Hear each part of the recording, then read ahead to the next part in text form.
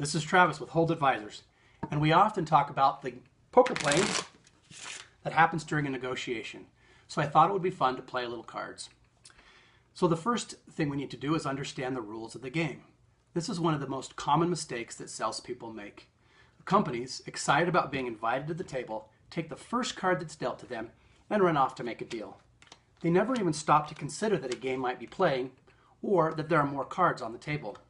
Why is this a problem? Because the first card that buyers often deal is around price. They know that if they can get the seller to focus on price and not even look at the other cards on the table, that they can manipulate the game. How do we know that this is happening? Well, in our workshops, we ask the sellers to identify the buyer type for an opportunity that they're working on. And we often hear it's a price buyer.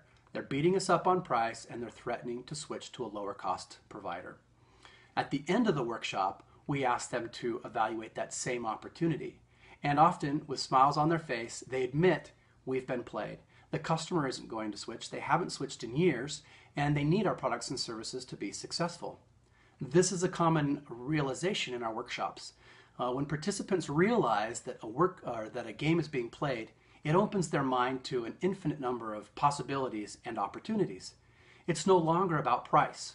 Once the seller considers that they might be dealing with a poker player, they stop and consider all of the cards at the table. This alone makes them a better negotiator.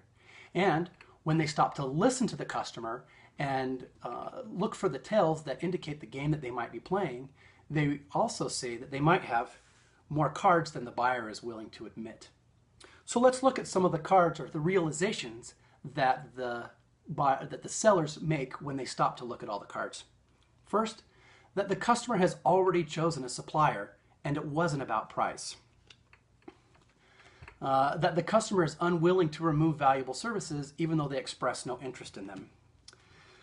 That the customer sees differentiation in your offering and they would prefer to do business with you. That the customer relies on your organization to achieve their goals. And the ace in the hand, that even though they won't admit it and they don't want to, they are willing to pay more for your products and services.